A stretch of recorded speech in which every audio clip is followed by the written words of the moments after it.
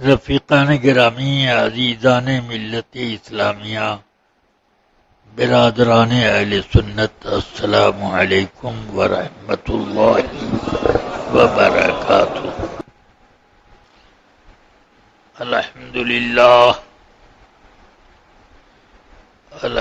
للہ رب العالمین، والصلاة والسلام على سيد الأنبياء والمرسلين وعلى آله وأصحابه هداة أقوم الدين وعلينا معهم أجمعين يا أرحم الراحمين۔ أما بعد، فأعوذ بالله من الشيطان الرجيم، بسم الله الرحمن الرحيم۔ إنما يخشى الله من عباده العلماء، صدق الله العلي العظيم، وصدق رسوله النبي الكريم۔ تمام احترام اور مکمل اہتمام کے ساتھ سید کائنات صلی اللہ علیہ وسلم کی بارگاہ بے کس پناہ میں نذرانے درود و سلام پیش کرنے کی سعادت حاصل کریں۔ علی سیدنا و مولانا محمد معدن الجود والکرم وعلى آلہ واصحابہ وبارک وسلم۔ رفیقان گرامی، عزیزان ملت، امام سفیان ابن عیینہ نے ایک حدیث روایت کی کہ تنزل الرحمت عند ذکر الصالحین، جب اللہ کے نیک اور صالح بندوں کا ذکر ہوتا ہے تو رحمت الہی برستی ہے۔ الحمدللہ، اس وقت بھی رحمت الہی کی برکھا ہو رہی ہے۔ کپڑا نہ بھیگے، بدن کو ٹھنڈک محسوس نہ ہو، یہ بارش وہ نہیں ہے۔ یہ بارش ہوتی ہے تو دلوں میں ایمان کی تازگی محسوس ہوتی ہے۔ آپ خود محسوس کریں گے کہ ہم جتنی دیر یہاں بیٹھے رہے ہمارے ایمان میں تازگی رہی اور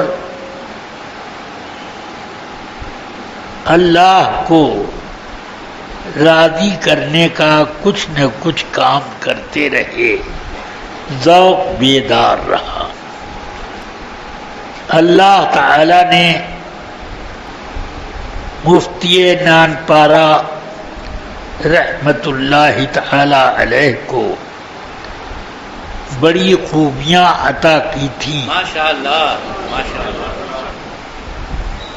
یہ معمولی خوبی نہیں ہے کہ سیدی مرشد مکرم سرکار مفتی اعظم سے آپ کو خلافت حاصل ہوئی۔ سرکار مفتی اعظم ہر ایک کو خلافت نہ دیتے، مگر جس کو دیتے اس میں ضرور کوئی نہ کوئی انقلاب آ جاتا۔ میں نے بارہا انہیں سرکار مفتی اعظم کی بارگاہ میں حاضر دیکھا، اور یہ بھی میں نے پایا کہ سرکار اپنے کام مشغلے میں رہتے ہوئے بار بار آپ کی طرف متوجہ ہو کر کچھ نہ کچھ کلام فرما لیا کرتے۔ جب یہ اس بات کی دلیل ہے کہ سرکار مفتی اعظم کی بارگاہ میں آپ بہت ہی قرب رکھتے تھے، اور سرکار مفتی اعظم آپ کی ملاقات سے خود اپنے اندر سرور محسوس فرماتے۔ اب یہ کہ مفتی صاحب علی رحمہ کہ زندگی کے کئی گوشے ہیں۔ ابھی ایک گوشہ آپ نے امامت کا سماعت کیا کہ وہ مصطفیٰ بازار کی مسجد میں امام تھے، اور وہاں ایک رضویت کا ماحول پیدا کر دیا تھا۔ حضرت شمس الحق علیمی صاحب ان سے بڑی محبت فرماتے، وہ جب چھوڑ کے جانے کا ارادہ کرتے کہ مجھے کام ہیں بہت سے، امامت نے مجھے کیا بات کے رکھا ہے، تو شمس الحق علیمی علی رحمہ ان سے سخت اصرار کرتے۔ پھر وہ چند بار کے اصرار کے بعد اب حضرت نے تو اپنے آپ کو آزاد کر لیا اور اشارہ دے دیا کہ یہاں پر قاری تراب علی صاحب کو رکھ لیا جائے۔ رکھے گئے، چند سال وہ رہے، اس کے بعد مینارہ مسجد والوں نے قاری صاحب کو بھی اپنی طرف کھینچ لیا۔ اب خانہ خالی دیو میں گیرت وہی ہو گیا معاملہ۔ بڑی کوشش کی شمس الحق علیمی صاحب نے، مگر اس میں ایک ایسا ٹرسٹی لوگوں نے رکھ لیا پیسے کی لالچ میں کہ اس نے سب کے ایمان کا سودا کر دیا۔ شمس الحق علیمی صاحب نے تو اس کے بعد مسجد ہی چھوڑ دی، اور اس کے کچھ ہی دنوں کے بعد انہوں نے دنیا بھی چھوڑ دی۔ اب یہ حالات تو ہیں۔ ایک گوشہ یہ بھی ہے جہاں امامت کر رہے تھے تو امام پر لوگ ٹرسٹی لوگ احکام صادر کرتے ہیں، مگر مفتی صاحب کی شان یہ تھی کہ ان کے احکام ٹرسٹیوں پر چلتے تھے۔ ہیبت حق است صاحب دلق نیست۔ مفتی صاحب علیہ رحمہ کا ایک وصف تدریس کا ہے۔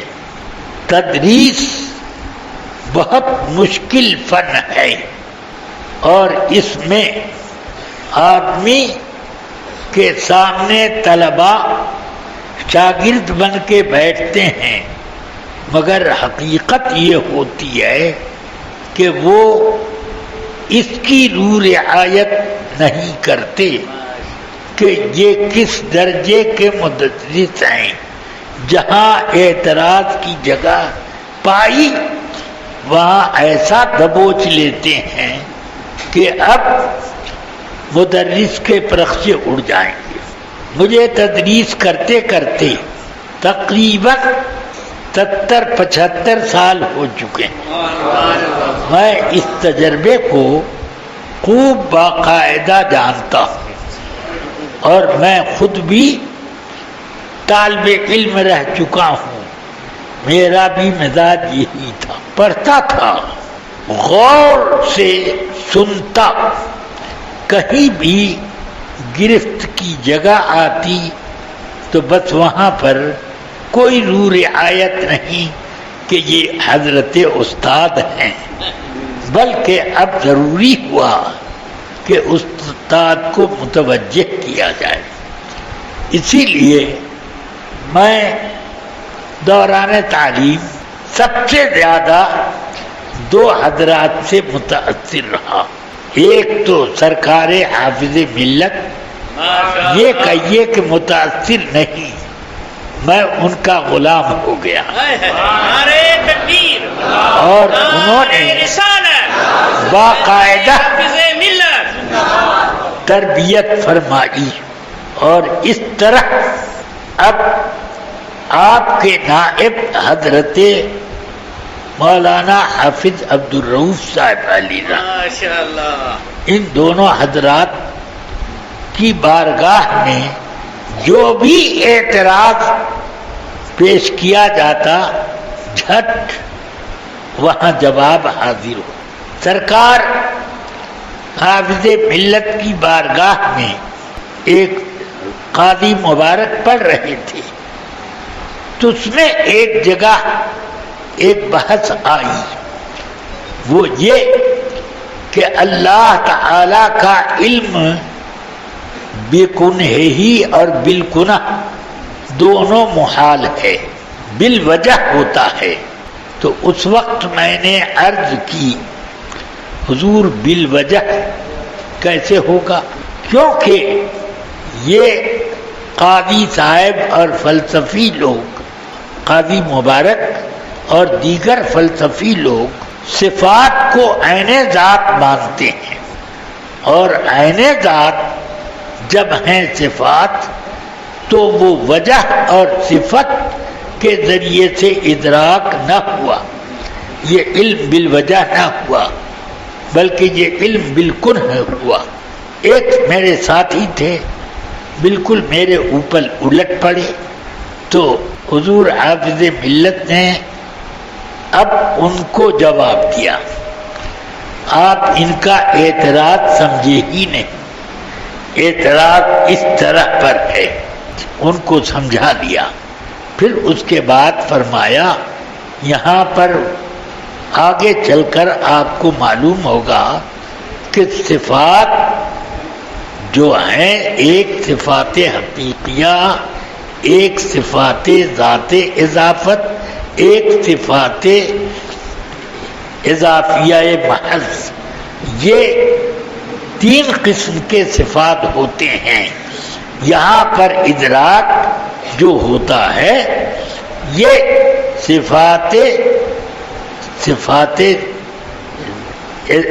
ذات اضافت سے ہوتا ہے، اور یہ صفات حقیقیہ نہیں ہوتے بلکہ کسی دوسرے سے متعلق ہوتے ہیں۔ تو اب کہ آگے آپ اس کو تفصیل سے سمجھیں گے۔ جب میں حواشی میر زاہد جو امور عامہ شرع مواقف پر ہے وہ پڑھتا تھا تو تھوڑی دیر میں حضرت سبق پڑھا دیتے، اور اس کے بعد سوال جواب کے سلسلے چلتے، چھٹی کی گھنٹی بج جاتی، حضرت اٹھ جاتے، اور میں بھی اٹھ کے پیچھے پیچھے چلتا، یہاں تک کہ آپ اپنے گھر کے دروازے پہ پہنچ جاتے، سوال جواب سب کا سلسلہ مسلسل چلتا رہا۔ دروازے پر پہنچ کر فرماتے تھے اب جو باقی سوالات ہیں بعد مغرب، اب یہ ہوتا۔ شاہ عبدالحق صاحب علیہ الرحمہ نے پوچھا میرے بارے میں کہ بابو کیا پڑھتا ہے، کیسا ہے پڑھنے میں؟ تو حافظ ملت نے فرمایا کیا پڑھتا ہے؟ امور عامہ حواشی ظاہریہ کے ساتھ، اور ایسا پڑھتا ہے کہ 100 طلبہ اگر پڑھتے تو وہ کچھ ہی نہ ہوتی جو ایک اس کے پڑھنے میں ہوتی۔ یہ حافظ ملت نے مجھے خوب اچھی طرح سے سوال جواب کرنے کے طور طریقے بھی سمجھا دیے۔ بہرحال مفتی صاحب درس و تدریس میں ایک اعلیٰ مقام رکھتے تھے اور بہت شاندار درس و تدریس کا معاملہ آپ کا تھا، اور تقریر تو پوچھنا ہی نہیں کہ ان کی تقریر کتنی جاندار اور ایمان افروز ہوا کرتی تھی۔ الحمدللہ ان کی بہت سی تقریریں میں نے سماعت کی۔ ان کی تقریر کے درمیان کوئی گھامڑ بھی اٹھنے کی ہمت نہیں کرتا تھا، مجمع سکتے میں رہتا۔ اور پھر عرس رضوی میں جب تک آپ حیات میں رہے آپ کی ایک خصوصی تقریر ضرور ہوتی تھی، مقرر بہت شاندار، اور آواز تو وہ کہ سبھی لوگ ان کو بلبل ہند کہا کرتے تھے، اور میں اپنے طور پر ان کو بلبل باغ مدینہ کہتا تھا۔ وہ لوگ بلبل ہند کہا کرتے تھے، اور واقعتاً جب وہ نعت شریف پڑھتے تو ایک کیف کا سما بچ جاتا۔ کچھ لوگوں کی آنکھوں سے آنسوؤں کے قطرات ٹپکنے لگتے، عجیب محویت ان کے پڑھنے میں ہوتی۔ معلوم ہوتا تھا کہ وہ زبان سے نہیں پڑھ رہے ہیں، وہ دل سے پڑھ رہے ہیں۔ یہ ان کی کیفیت تھی۔ سبحان اللہ۔ آپ کے مریدین کی بڑی لمبی قطار مختلف شہروں میں، اور وہاں ٹیکم گڑھ میں آپ کے مریدین کا تو شہری تھا ٹیکم گڑھ۔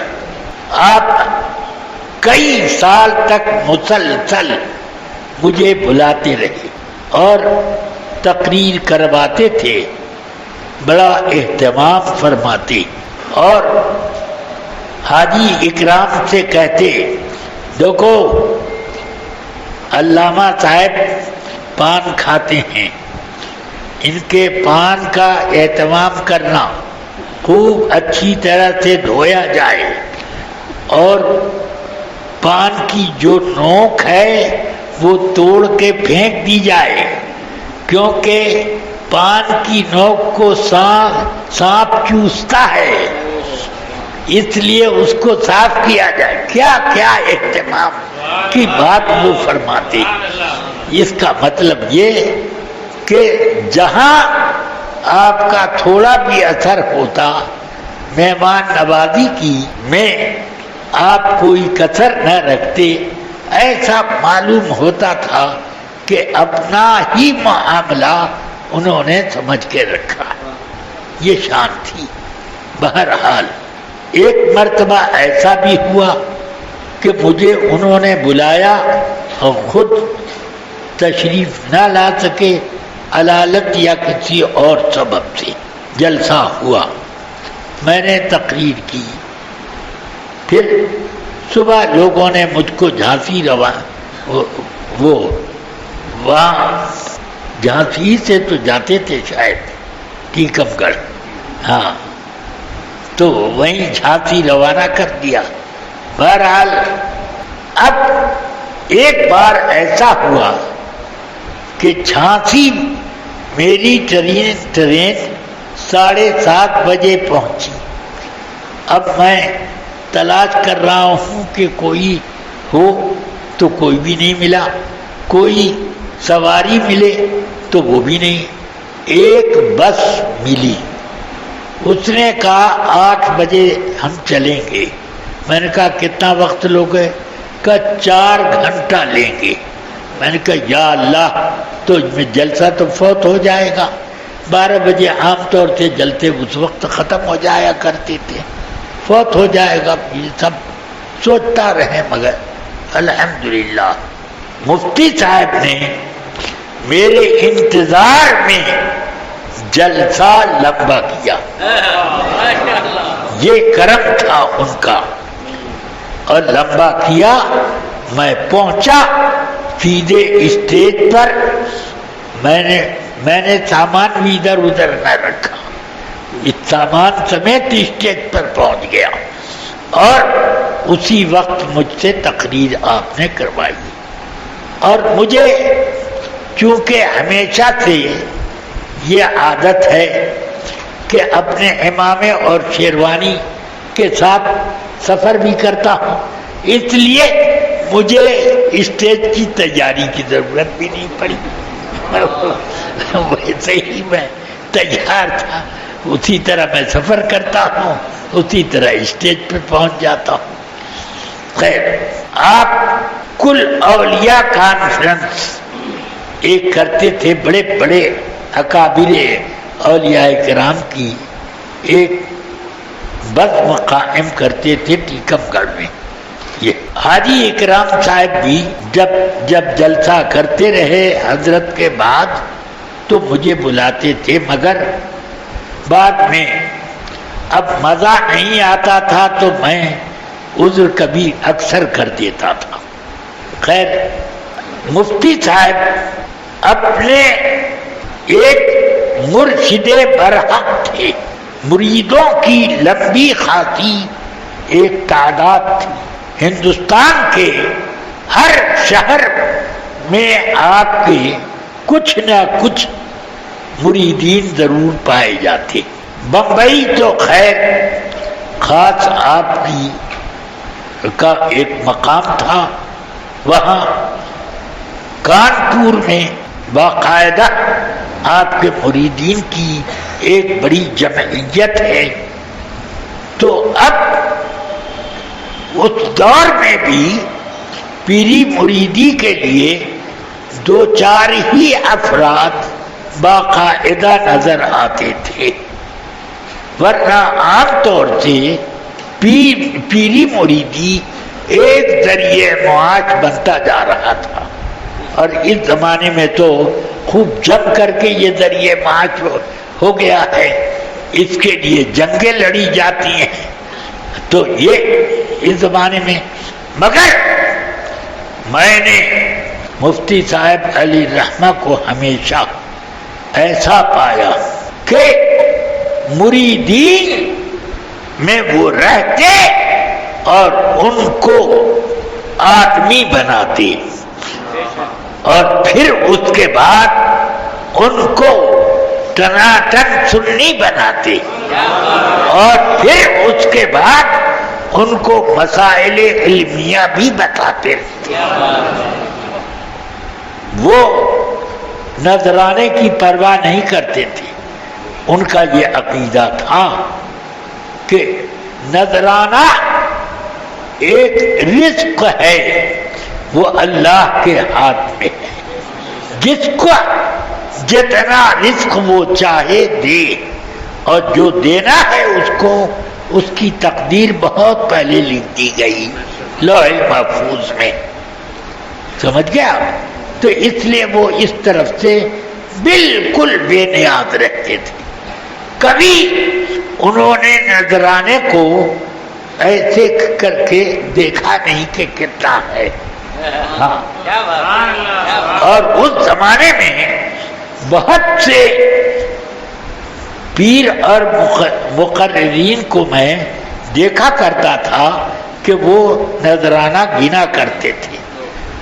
الحمدللہ حافظ ملت کی میری تربیت، میرے حافظ ملت نے جو میری تربیت کی، میری بھی شروع سے عادت ہے کہ میں کبھی اس مقدار کی طرف توجہ نہیں کرتا، بلکہ میں یہ بھی کبھی اکثر کوشش کرتا ہوں کہ جو نذرانہ دے رہا ہے اسی کو وہ واپس دے دیا جائے، یہ بھی میں کوشش کرتا ہوں۔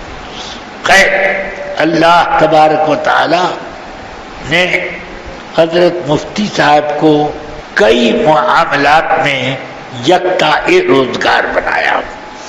ایک خوبی ان کی نعتیہ شاعری تھی۔ ماشاءاللہ۔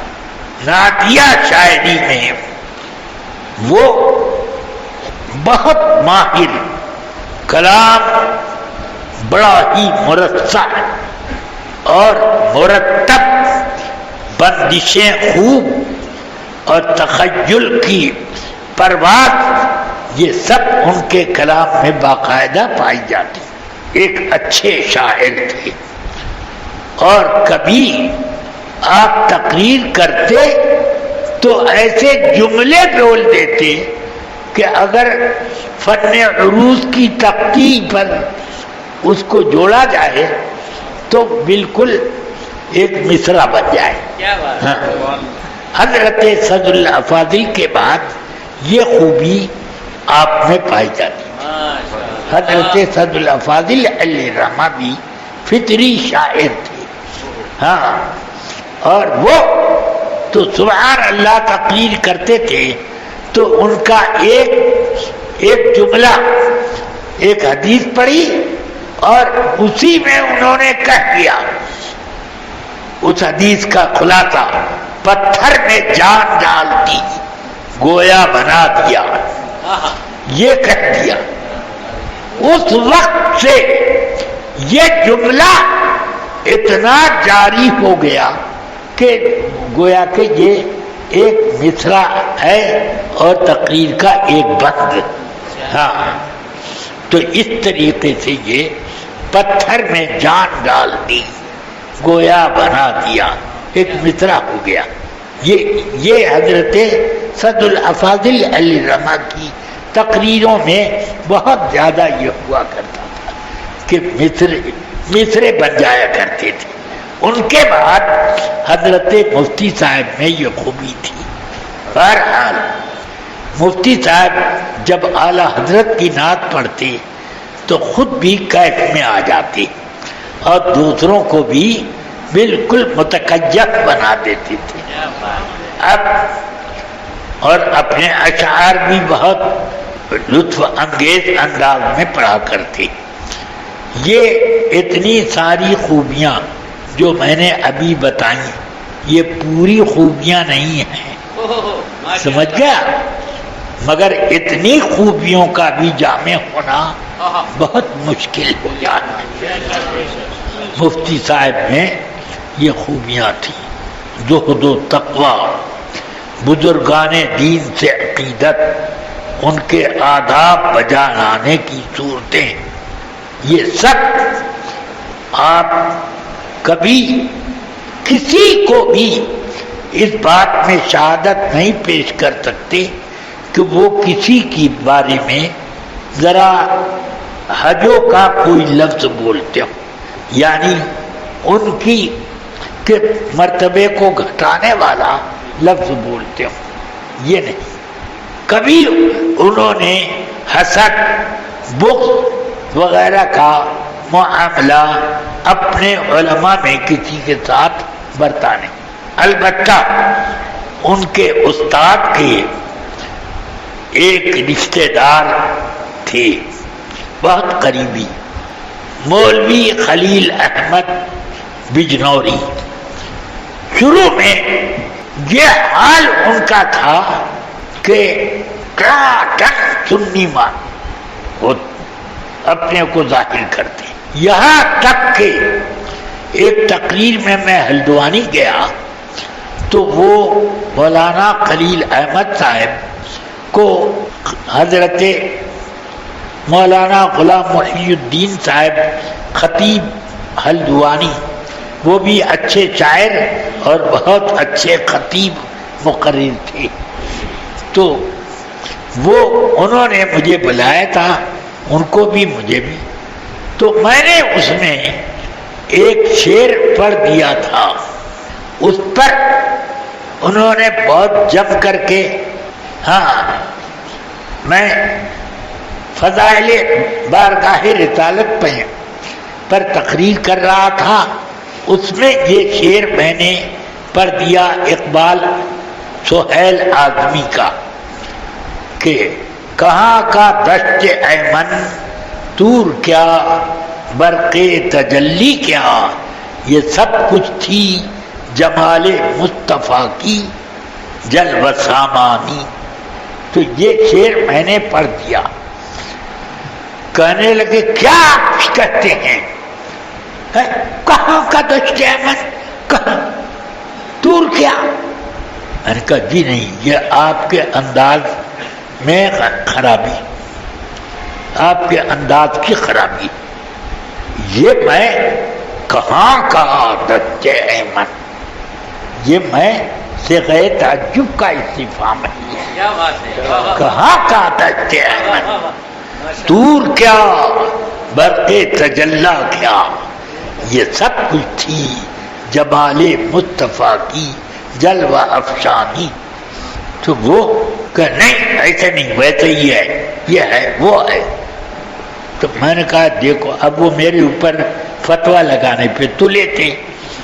میں نے کہا آپ کو جو فتویٰ لگانا ہے لگا دیجئے، مگر سرکار مفتی اعظم کے سامنے میں پیش کروں گا۔ مفتی اعظم نے بھی پسند کیا یہ شعر۔ تو وہ کہنے لگے مفتی اعظم ارے ان کے فتووں کا کیا اعتبار۔ میں نے کہا تب تو آپ بالکل غیر معتبر ہیں۔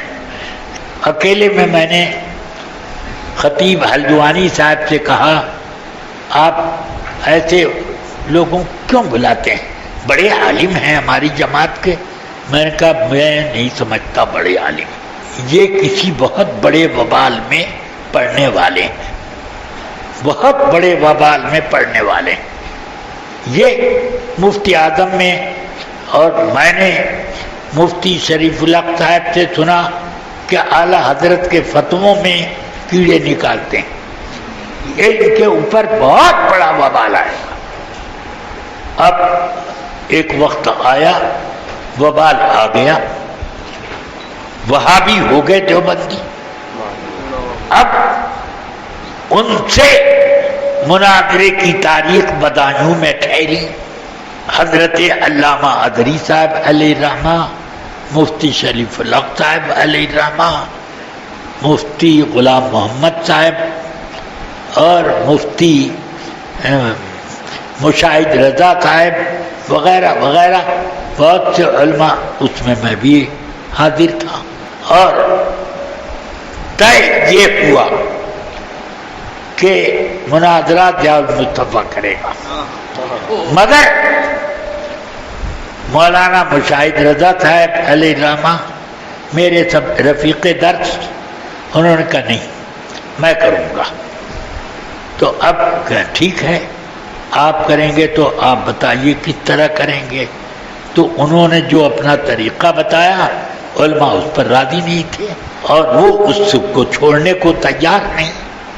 تب اس کے بعد مجلس اٹھ گئی کہ ٹھیک ہے، اس شرط پر آپ کو مناظرہ کرنے دیا جائے گا کہ آپ کے معاون علامہ ہوں گے، یہ ورنہ نہیں۔ کہا ٹھیک ہے، ان کے تعاون کی ضرورت نہیں پڑے گی۔ کہیں کہیں ان کو جوش آ جاتا تو میں ان کو مناظرے میں ٹھنڈا کرتا۔ ایک مرتبہ انہوں نے کیوں نہیں ایسے چلائی، چپ رہے۔ میں نے کہا ٹھیک ہے کوئی بات نہیں۔ اب ہوتے ہوتے انہوں نے سخت غضب کے عالم میں یہ کہا کہ تم خبیث مردود، یہ وہ سب کہہ کے تم سے میں مناظرہ نہیں کروں گا۔ اتر گئے اسٹیج سے۔ میں نے کہا کہ میں کروں گا۔ تو کمیٹی کے لوگ بولے کہ آپ بھی ایسی گرمی دکھائیں گے؟ میں نے کہا گرمی دکھائیں گے تو آپ لوگ کائے کے لیے؟ مجھے ہٹا دیجیے گا، میں مناظرہ کروں گا۔ حضرت علامہ اظہری صاحب مناظرہ میں تشریف فرما ہے، ایک کرسی پر مناظرہ شروع ہوا۔ اب ایسی پکڑ دھکڑ شروع ہوئی ان کی، وہ ادھر ادھر بہکانے کی کوشش کرتے۔ میں نے کہا سنیے، یہ سب بہکاوا نہیں چلے گا، اگر اس طرح کے سوالات آپ کریں تو مناظرہ ہو جائے، اس کے بعد کریں، میں ہر ایک کا جواب دوں گا۔ یہ جو موضوع ہے مولوی اشرف علی کی تکفیر کا، اس تکفیر کا آپ انکار کر رہے ہیں اور میں اس کا اثبات کر رہا ہوں۔ اس میں اس سے ہٹنے کی ضرورت نہیں، اسی موضوع پر جتنی بحث کرنی ہے کریے۔ ہاں، تو انہوں نے چھٹ کہا کہ اس کی تکفیر پر اجماع امت نہیں ہوا اور بغیر اجماع امت کے کسی کی تکفیر نہیں کی جاتی۔ میں نے کہا کہ غلط بات ہے، آپ غلطی پر ہو۔ کہ کیوں میں غلطی پر ہوں؟ کتابوں میں لکھا ہے۔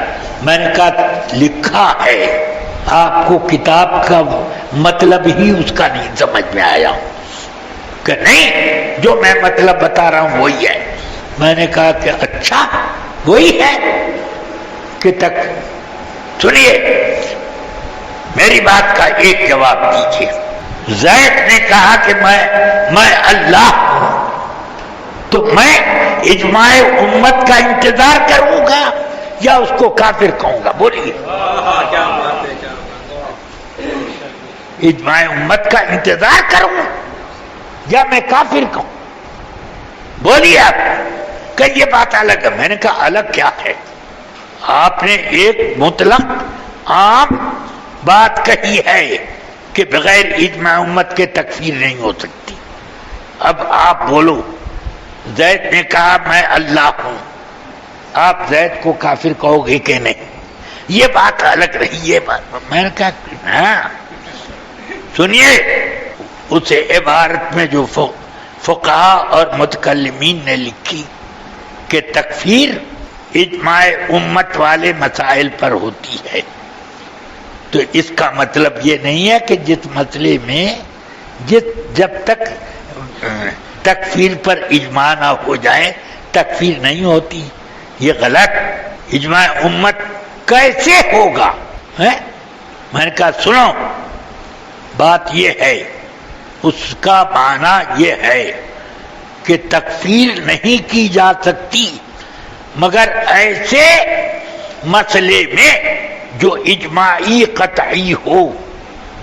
جب اجماعی قطعی مسئلے کا کوئی انکار کر دے گا کافر ہو جائے گا، یہ ہے اس کا مطلب۔ تو ایک دم سکتے میں وہ آ گئے۔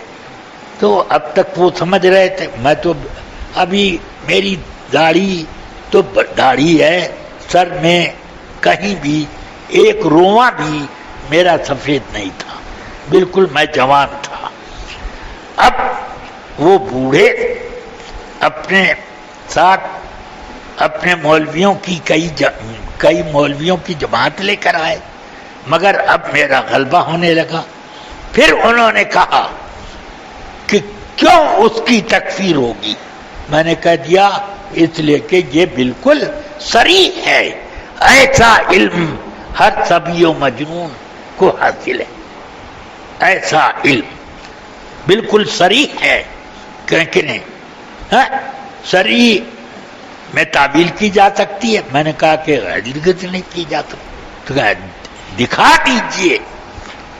اسی پر مناظرہ ختم۔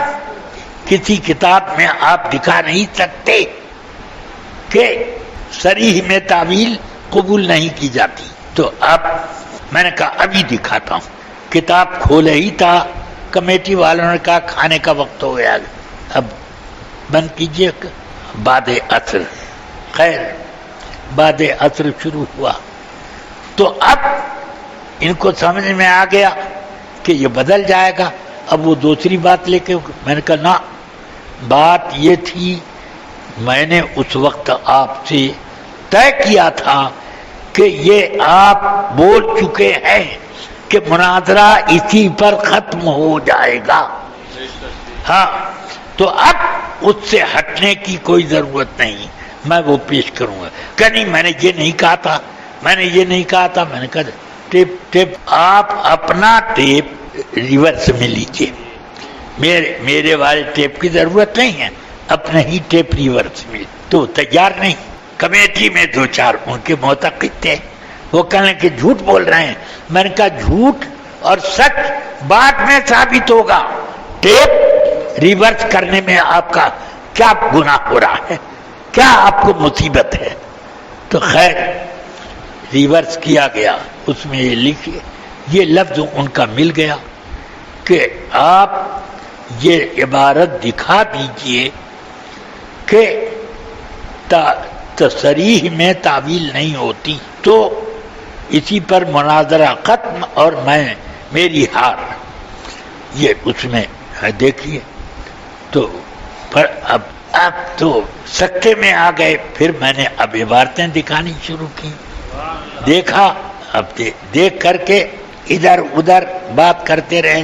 میں نے کہا دیکھیے مولوی خلیل صاحب، آپ ادھر ادھر کی باتیں کر رہے ہیں کہ نہیں، رسول پاک صلی اللہ علیہ وسلم نے فرمایا تم لوگ قیامت کے دن اللہ کا دیدار ایسے کرو گے جیسے چاند کو اس وقت تم لوگ دیکھ لیتے ہو کہ کوئی بدلی نہ ہو، کوئی گرد و غبار نہ ہو۔ تو چاند سے اللہ کی تشبیہ، تو یہ توہین ہونی چاہیے۔ اگر حضور کے علم کی تشبیہ جانوروں سے دی گئی تو حقیر سے دی گئی۔ میں نے کہا اولاً تو حدیث آپ نے غلط پڑھی، حدیث میں یہ ہے ہی نہیں، حدیث میں یوں ہے کہ تم جس طرح سے چاند کو دیکھ لیتے ہو، 14ویں کے چاند کو، جب گرد و غبار اور بادل نہ ہو، شفاہن کفان بالکل واضح، اسی طرح اللہ کا تم دیدار کرو گے، کوئی پردہ نہ ہوگا، یہ مطلب۔ تو اس میں یہ کہاں ہے کہ اللہ کو چاند کے جیسا تم دیکھو گے، جس طرح چاند دیکھ لیتے ہو اس طرح تم دیکھ لو گے، یہ تشبیہ کہاں کہ ہے؟ میں نے کہا ٹھیک ہے، اس تشبیہ میں توہین نہیں، کہ چھوٹی چیز سے جب تشبیہ ہوگی جائز ہے، تو اب پھر یہ جانور بہائم وغیرہ سے علم، حضور کے علم کی تشبیہ میں کیا حرج ہے؟ میں نے کہا یہ پاگل پن ہے، نہیں سمجھے۔ میں نے کہا حقیر سے حقیر چیز ہو مگر عرف میں اس کی حقارت نہ مانی جاتی ہو تو اس وقت کوئی توہین نہیں ہوتی۔ میں نے کہا کہ اگر میں کہوں زید کی آنکھ مثل ہرن کی آنکھوں کے ہے تو اس میں توہین ہوئی، اور اگر یوں کہوں کہ مولوی خلیل احمد کی آنکھ الو کی آنکھ کی جیسی ہے، بولیے کچھ آپ کو مزہ آیا کہ نہیں؟ میں نے ان سے پوچھا کچھ مزہ آیا کہ نہیں یہ لفظ میں؟ میں نے کہا فرق ہو گیا، یہ تشبیہ یہ توہین کے لیے ہوتی ہے، اور تشبیہ میں اس چیز کا اعتبار نہیں ہے کہ چھوٹی چیز سے کم درجہ چیز سے تشبیہ دی گئی، یہ نہیں۔ سمجھ میں آیا؟ تشبیہ میں اگر تو یہ تحقیر ہو، صاف ہو، تو وہ توہین ہے۔ بس انہوں نے جانور پاگل اسے تشبیہ دی، اسی لیے ہمارے علماء نے جب یہ سوال کیا کہ مولوی اشرف علی کو کل علم تھا یا بعض؟ اگر بعض تھا تو اس میں ان کی کیا تخصیص؟ ایسا علم تو ہر صبی و مجنون اور جمیع حیوانات و بہائم کو حاصل۔ اب بولو مولوی اشرف علی کی توہین ہوئی کہ نہیں؟ کہ یہ سب مت بولیے۔ تو میں نے کہا یہ کیوں ہوا؟ بہرحال اس کے بعد یہ طے ہوا، تمام ہمارے علماء نے ان کی تکفیر کا فتویٰ دیا اور ان کو سنا دیا کہ آپ کے کافر ہونے میں کوئی شبہ نہیں، کیونکہ آپ اس کفر کو کفر نہیں مانتے جو سراسر صریح طور پر کفر ہے، اس لیے نہیں۔ اب فتویٰ لکھا گیا، میں نے فتویٰ لکھا، علامہ ازہری صاحب نے دستخط کیے اور مفتی شریف اللہ صاحب نے اور بڑے بڑے علماء وہاں جتنے تھے سب نے دستخط کیا اس کا۔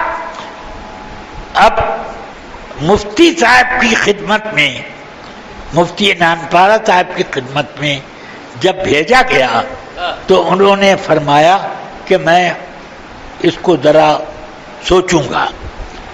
تو اب میری ملاقات ان سے ہو گئی بمبئی میں۔ میں نے کہا کیا آپ سوچیں گے؟ اس فتوے پہ آپ نے دستخط کیوں نہیں کیا؟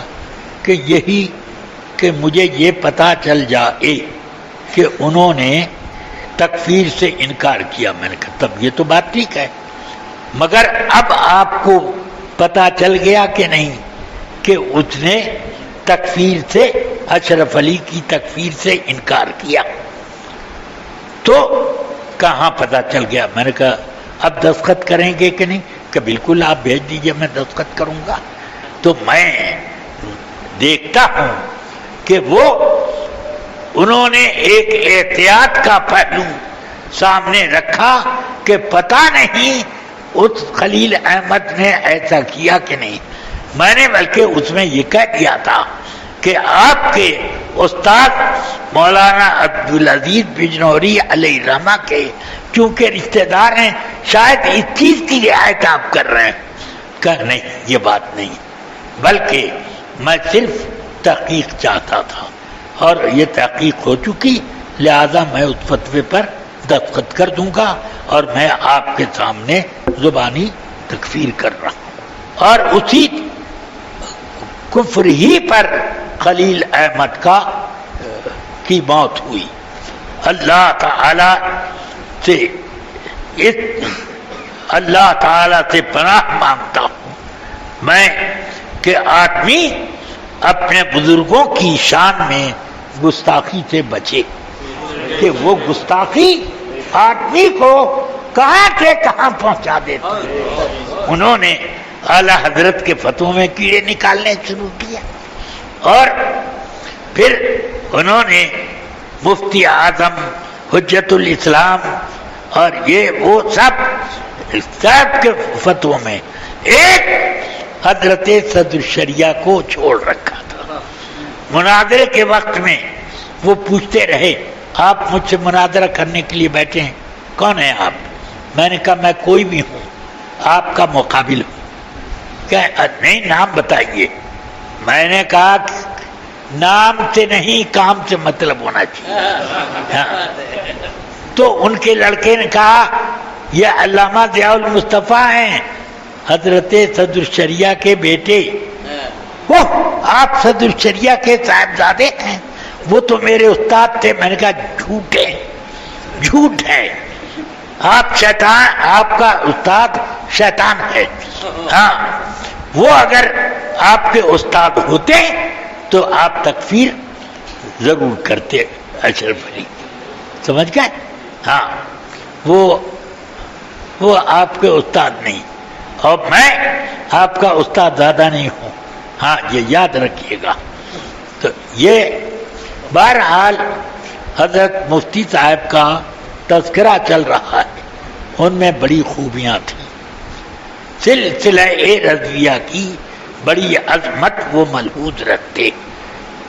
اعلیٰ حضرت کے ہر عرس میں دعوت پہنچے کہ نہ پہنچے ضرور جاتے، اور سال میں کئی مرتبہ حضور مفتی اعظم کی زیارت بھی وہ کرتے، اور اس طرح ان سے مراسم ہمارے بہت قریب کے تھے۔ الحمدللہ میں نے ان کو قریب سے دیکھا، ان کا ظاہر باطن سب میں نے یکساں پایا، اور وہ میں نے دیکھا اس سے حشمتی میں بریلی وہ پیلی بھیت پہنچے تو میں اٹھ کے جب کل کے بعد جانے لگا پوچھتے ہیں کہاں جا رہے ہیں؟ میں نے کہا حضرت محدث صورتی علی رما ہمارے پردادا استاد ہیں کہ حضرت صدر الشریعہ کے وہ استاد اور صدر الشریعہ حافظ ملت کے استاد اور حافظ ملت میرے استاد، اس لیے ہمارے پردادا استاد ہیں حضرت محدث صورتی علی رما، ان کی بارگاہ میں جا رہا ہوں، فاتحہ پڑھوں گا، کہا کہ آپ اکیلے نہیں جائیں گے، مجھے بھی لے چلیے۔ ساتھ وہ آئے، پھر انہوں نے کہا انہوں نے 2-3 مزار وہیں پر اور بتائے کہ یہاں بھی فاتحہ پڑھیے، یہ بننا میاں کا یہ فاتحہ پڑھیے، یہ فلاں صاحب کا ہے، تو اس جگہ پڑھا، اور خود پیلی بھیت کے 2-1 مزار پر وہ مجھے خود لے کر گئے، اور اس سے میں سمجھ گیا کہ ان کو بزرگوں سے کتنی شاندار عقیدت ہے، اور وہ صرف اپنے قلبی لگاؤ کی وجہ سے وہاں جا رہے ہیں، یہ نہیں ہے کہ کوئی کھینچ رہا کہ ان کو لے جا رہا ہے اس کی کشش پر جا رہے ہیں، بلکہ ان کا قلبی لگاؤ ایسا تھا ان بزرگوں سے۔ بہرحال میں نے بہت وقت لے لیا، اور اللہ تبارک و تعالی آپ سب کو خیر و برکت عطا فرمائے۔ دیر ہو گئی، اتنے ہی پر میں بس کر دینا مناسب سمجھتا ہوں۔ حضور تاج الشریعہ کی بس ایک کرامت سن لیجئے، اتنا بڑا ان کے جنازے میں مجمع لگا، کبھی ایسا جنازہ دیکھا آپ نے؟ دیکھنے والوں سے پوچھ، لوگ کہتے ہیں کہ کروڑوں آدمی جمع ہو گئے۔ بریلی میں کہیں کسی دکان پر پانی کی بوتل نہیں ملتی، ہوٹل میں دال چاول روٹی بوٹی سب ختم، مگر میں حضرت تاج الشریعہ کی یہ کرامت سمجھتا ہوں کہ کوئی بھوکا اور پیاسا نہیں نظر آیا، کسی نے یہ نہیں کہا کہ آج میں بھوکا ہوں۔ اتنا بڑا مجمع، اس میں دھکم دھکا میں ایک آدمی گر تو جاتے، کسی کو کچھ چوٹ تو آ جاتی، کم سے کم پاؤں تو کچل جاتا، مگر الحمدللہ ایک خراج تک کسی کی سنی نہیں گئی۔ میں نے بار بار تفتیش کی اس مجمع کو دیکھ کر، بھئی دیکھو کوئی زخمی نہیں نہ ہوا، کوئی یہ نہیں نہ ہوا، وہ نہیں ہوا، لوگوں نے بتایا کہ سب خیریت، سب خیریت، کوئی شکایت نہیں ملی۔ میں نے کہا یہ حضرت تاج الشریعہ کی کرامت ہے، اپنے مہمانوں کو کہ بھوک پیاس سب کے ضامن ہیں، کہ وہ کوئی بھوکا بھی نہ رہے، کوئی پیاسا بھی نہ ہے، آیا ہے تو وہ زخمی بھی ہو کر نہ جائے، ہاں کوئی چوٹ نہ پہنچے، یہ ان کی کرامت ہے۔ ورنہ بڑے بڑے مجمعوں میں کتنی زخمی ہو جاتے ہیں۔ کمبھ نگر کا میلہ لگا تھا، 14 لاکھ آدمی جمع ہوئے تھے، اور اس میں 16-17 آدمی مرے تھے، سمجھ گئے آپ، اور زخمی تو ڈھیروں ہوئے تھے۔ اور یہاں اب لاکھوں کا معاملہ نہیں، کروڑوں کا معاملہ ہے، ہاں، اور اس کے باوجود سبحان اللہ، یہ شان اللہ تعالیٰ ان بزرگوں کے کا سایہ یہاں بھی ہمیشہ قائم رکھے، اور آخرت میں بھی ان کے سائے تلے رکھے، اور ہم سب کی نجات ہمارے بزرگوں کے دامن کے ساتھ ہوتی رہے۔ وصلی اللہ تعالی علی النبی الکریم وآلہ وصحبہ اجمعین برحمتک یا رب۔